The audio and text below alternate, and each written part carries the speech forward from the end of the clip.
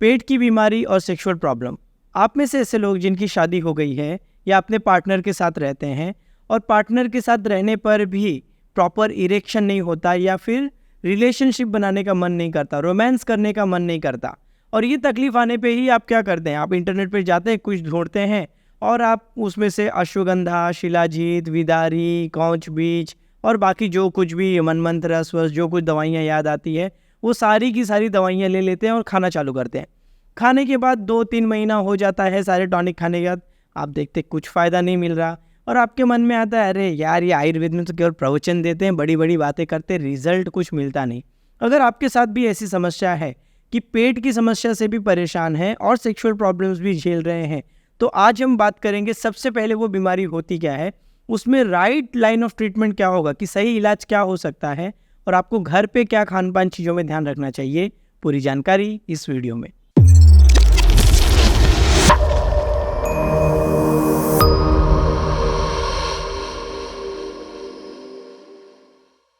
स्वागत है आप सभी का डॉक्टर अरुण मिश्रा इस चैनल पे, जहां हम लाइफस्टाइल रिलेटेड बीमारियां जो होती है और ख़ास करके वाजी कारक जो चीज़ें हैं, मतलब सेक्सुअल डिसऑर्डर रिलेटेड जो भी प्रॉब्लम्स होती है उस पर बात करते हैं। आज का टॉपिक है पेट खराब होके जो भी सेक्सुअल डिसऑर्डर्स होते हैं उसके बारे में। मैंने मिश्र वेदा, ये जो चैनल है जिसको पहले ओज आयुर्वेद नाम से हम जानते थे, उसमें IBS के ऊपर या ग्रहणी रोग के ऊपर 4 वीडियोस डाल के रखे हैं कि वात के कारण अगर पेट खराब होगा तो क्या होगा, पित्त के कारण होगा तो क्या, कफ के कारण क्या और तीनों दोषों के कारण क्या। उसमें ही मैंने आपको बताया था कि एक बीमारी बोली है जिसमें अगर वो बीमारी आपको हो गई तो आपको अपने पार्टनर के साथ न तो रोमांस करने का मन करेगा, न रिलेशनशिप बनाने का मन करेगा, न प्रॉपर आपको इरेक्शन होगा। वो मेल फीमेल दोनों को हो सकता है। उस बीमारी का नाम है कफज ग्रहणी। जी हाँ, जब कफ की मात्रा आपके शरीर में ज़्यादा बढ़ जाएगा या कफ के कारण अगर आपको IBS होगा, आपका जो पाचन संस्थान है वो कफ दोष बढ़ने के कारण अगर बिगड़ जाएगा, तो स्त्रीश्व अहर्षणम ऐसे करके शब्द आया है, loss of libido. Loss of libido मतलब रिलेशनशिप बनाने का मन ही नहीं करेगा। शादी हुई है, पार्टनर है, सब कुछ है, फैसिलिटीज़ भी है, फिर भी वो जो बोलते हैं ना इच्छा ही ना होना, ये तकलीफ़ आपको होगी। क्यों? क्योंकि कफ ज़्यादा मात्रा में बढ़ जाएगा। अब कई लोग बोलेंगे ठीक है पेट की भी हमें तकलीफ़ है पर ये भी है, पर सर्दी खांसी थोड़ी है हमें, तो हम यहाँ पे सर्दी खांसी वाले कफ की बात नहीं कर रहे हैं। कौन सा कफ? तो आयुर्वेदा में हम क्या मानते हैं कि पूरा ब्रह्मांड या फिर हमारा जो शरीर है 5 चीज़ से बना है, आकाश, वायु, अग्नि, जल, पृथ्वी। उसमें से जल और पृथ्वी महाभूत का जो कॉम्बिनेशन है उसे कफ बोलते हैं। तो कफ मतलब केवल सर्दी खांसी की बात नहीं कर रहे हैं, आपके शरीर में जो भी लिक्विड है, जो भी सॉलिड है वो कफ है। ठीक, अब ये जो लिक्विड और सॉलिड, ये 2 चीज़ें वाला जो कफ आपके शरीर में बढ़ जाएगा तो आपको पेट की बीमारी होगी। कैसे बढ़ जाएगा? तो ऐसे आइटम जो कफ को बढ़ाते हैं। कौन से आइटम कफ को बढ़ाते हैं? मीठा, खट्टा, नमक। ये 3 चीज़ें आप में से ऐसे लोग जो बहुत ज़्यादा मीठा खाते हैं, दूध, दही, पिज़्ज़ा, पनीर, बर्गर, जो पचने में भारी आइटम है, ऐसे आइटम्स खाते हैं।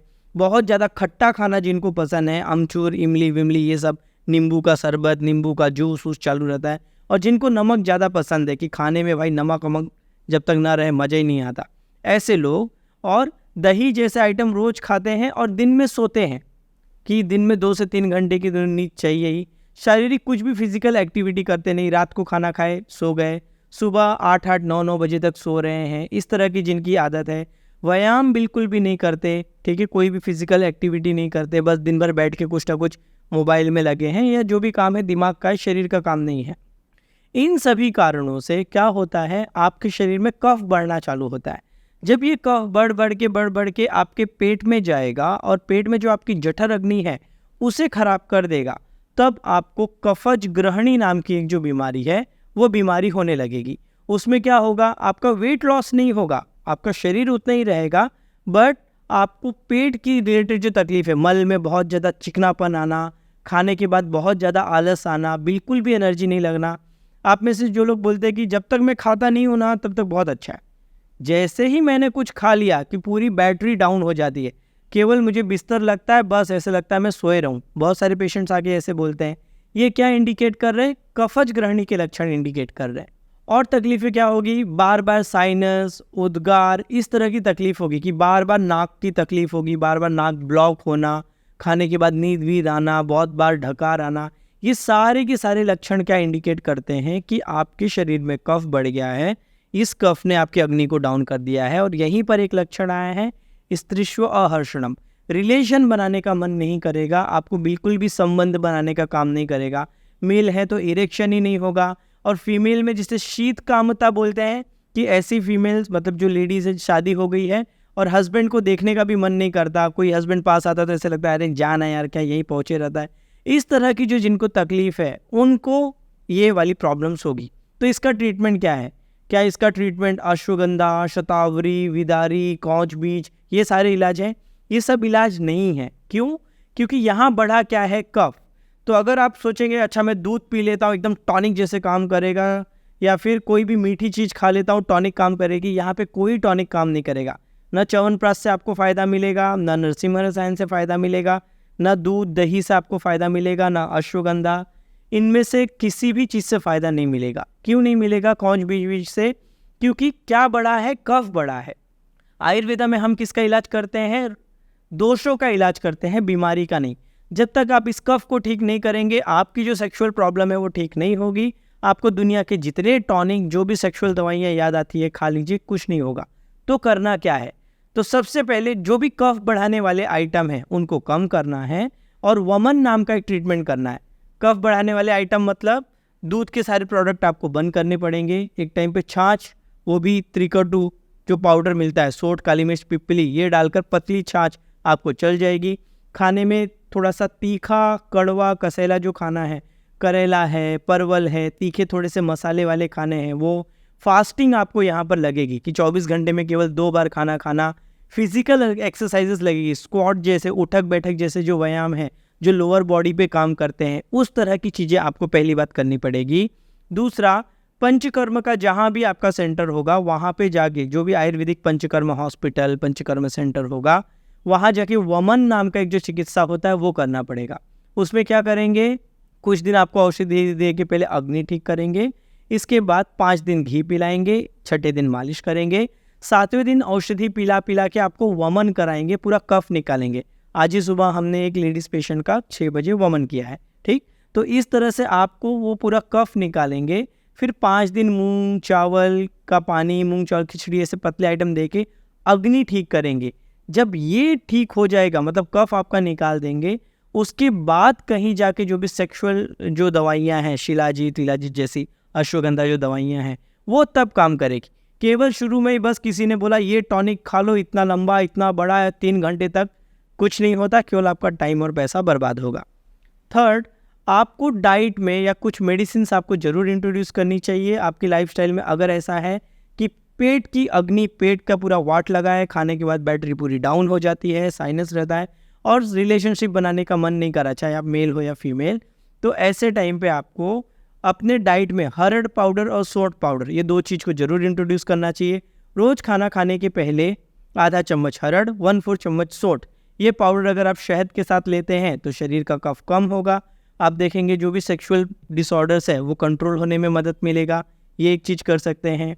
छाछ जो आपके घर पे होगी तो आप छाछ ले लीजिए, पतली जो छाछ होती है जिसका मलाई निकाल दिया हो, उस पतली पानी वाली छाछ के अंदर आप त्रिकटु पाउडर, थोड़ा सा जीरा, अजवाइन, इस तरह के मसाले थोड़े थोड़े 2-2 पिंच ऐसे डालकर वो वाली अगर आप छाछ पीते हैं खाने के साथ, फ़ायदा मिलेगा। गेहूं की रोटी टोटल बंद करनी चाहिए, और जौ, जवार, बाजरा, इस तरह के जो रूखे धान्य हैं, या आजकल जो मिलेट्स मिलते हैं, सावा, कोदो, फॉक्स मिलेट्स, इस तरह की चीज़ें अपने डाइट में आप ज़रूर लेके आइए, उससे फ़ायदा रहेगा। एक्सरसाइज ज़रूर लाइए, खास करके स्ट्रेंथ व्यायाम वाली ट्रेनिंग आप ज़रूर कीजिए, उससे आपको बेनिफिट मिलेगा। और एक बहुत ही कमाल की औषधि मिलती है जो कि डॉक्टर के अंडर में ही लेंगे तो बहुत अच्छा, भल्लातक नाम का एक दवा मिलता है, बहुत गर्म होता है, खुद से ट्राई मत कीजिए, किसी डॉक्टर के अंडर में ही लीजिए, वो एक बहुत अच्छा काम करेगा इसमें। या फिर ईजिली एक दवा मिलती है जिसका नाम है पाठा, वो पाठा पाउडर भी आप खाना खाते समय बीच में आधा चम्मच पाठा पाउडर, और जो अजवाइन होता है घी में भुना हुआ, या फिर अगर आपको जलन वलन नहीं होती तो नॉर्मल अजवाइन के साथ भी चल जाएगा, वो वाला पाउडर आप ले सकते हैं।